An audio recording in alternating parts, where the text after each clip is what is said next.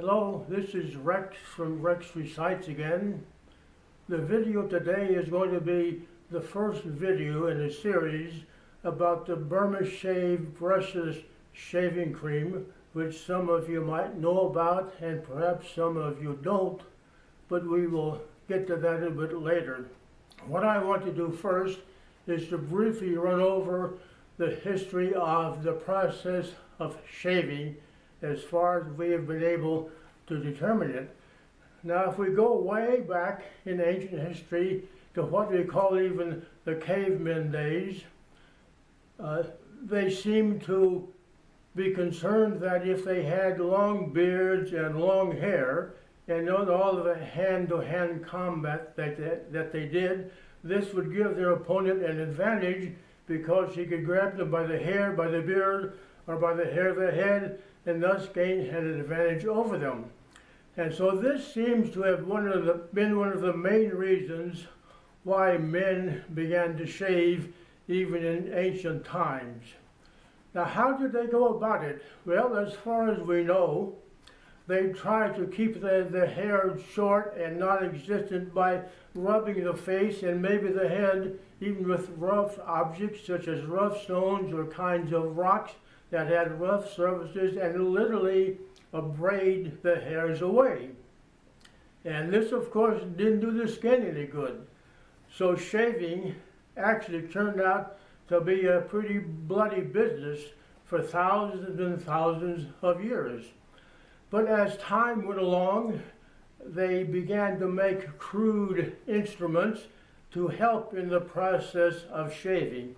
And when we get down to about 500 or 600 BC, in the Bronze Age, the first instruments that could reasonably be called razors were during that age because bronze could be worked easier than the easiest metal that they had to work with.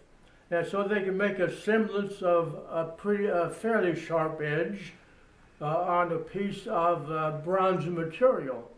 And so this helped the process quite a bit, but it was still a pretty hazardous and a pretty bloody business. And as we progress through history, and we get down to the age of the Greco-Roman period, about around 200 BC to maybe 200 or 300 AD, then we enter the era of straight razors, which began to be made about that time. And that improved the process a great deal and made it much easier to carry out shaving. But the straight razor is not called the cutthroat razor for nothing, because it's very easy to make a slip and nick your face or cut something that shouldn't be cut. Many men were very particular about being clean shaven. And they might have shaved 2 or even 3 times a day, depending on their social status and so on. And actually, many of the wealthy Romans had a barber on their staff of servants. He was always available to give them shave any time of the day or possibly of the night if he was going to an orgy that night. But anyway, for example, it is told that Alexander the Great, who had conquered the known world by the age of 25, if you recall, and sat down and cried because he had no more worlds to conquer, refused to go into battle unless he was clean shaven. In other words, one of Alexander's watchwords appeared to be, "No 5 o'clock shadow for me."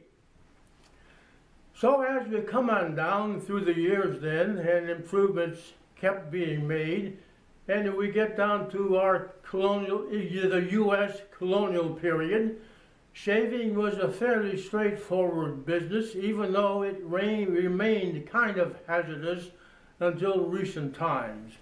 Straight razors were still being used when someone developed a shaving soap that could be worked into a lather and a shaving brush which could whirl the soap around in a cup and work up into lather that could be applied to the face to make the whiskers softer so that the shaving process was easier.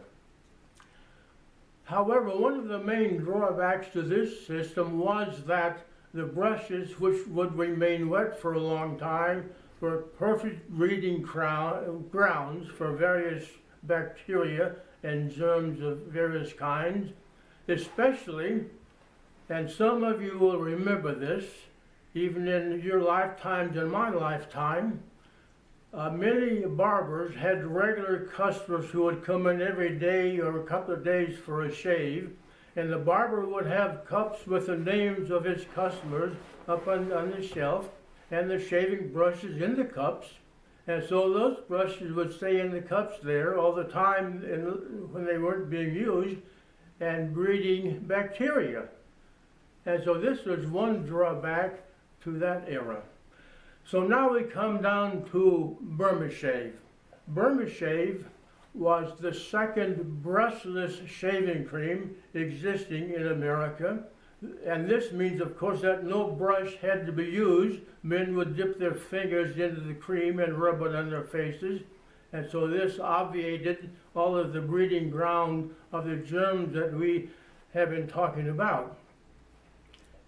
Now there was a man, he was a lawyer named Clinton Odell from Minneapolis, and he was casting around for another source of income, and he got wind of a product called Lloyd Eustace in England. I don't know how it was pronounced, but it had an X in it.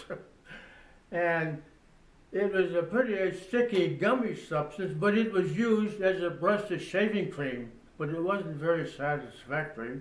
But anyway, he saw possibilities in this, so he bought it from the owners in England and hired some chemists to work on the cream and to make it better, which they did. And so the Clinton family, or the Odell family, began to sell their new product Burma-Shave locally in the Minneapolis area.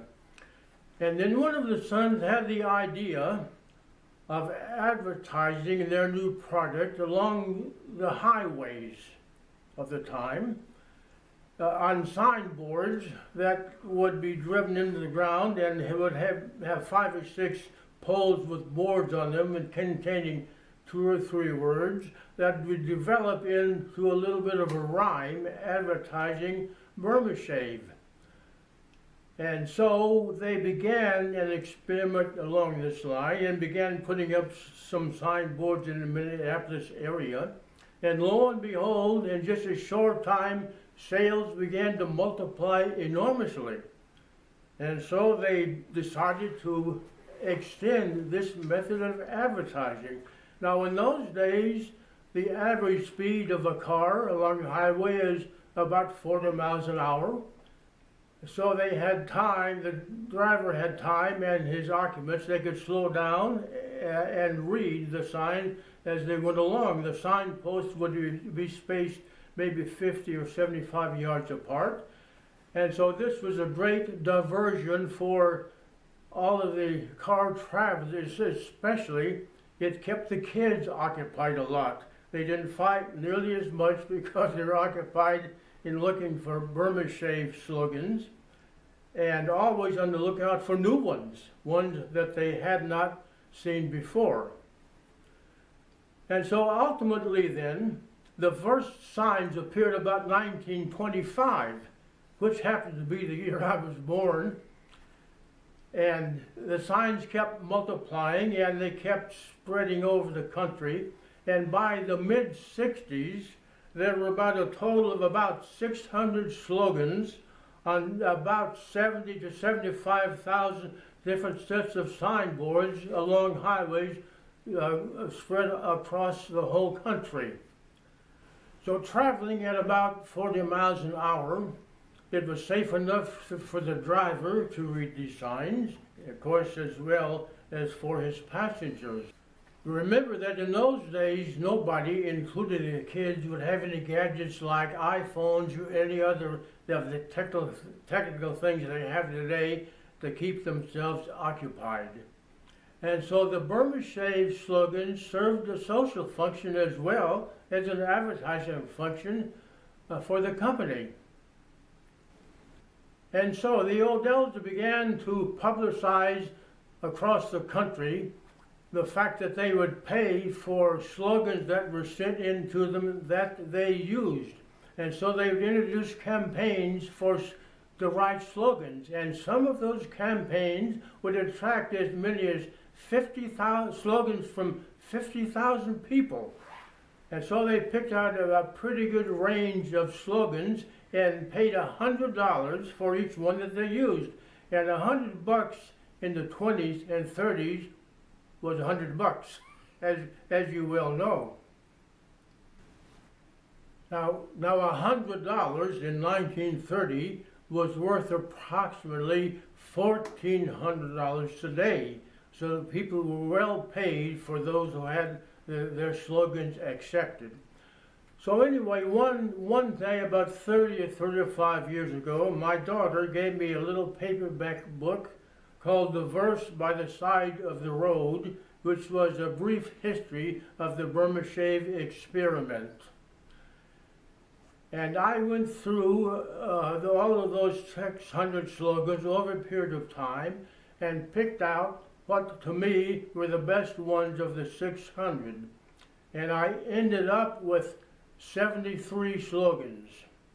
And those 73 slogans are going to be the subject matter of the next 3 or 4 videos that I make about the Burma-Shave experiment. I hope you've enjoyed this induction to the Burma-Shave experiment, which I will talk a little bit more about in the individual videos, numbers 2, 3, and 4. And if you haven't subscribed yet, please do so below. Thank you. Goodbye.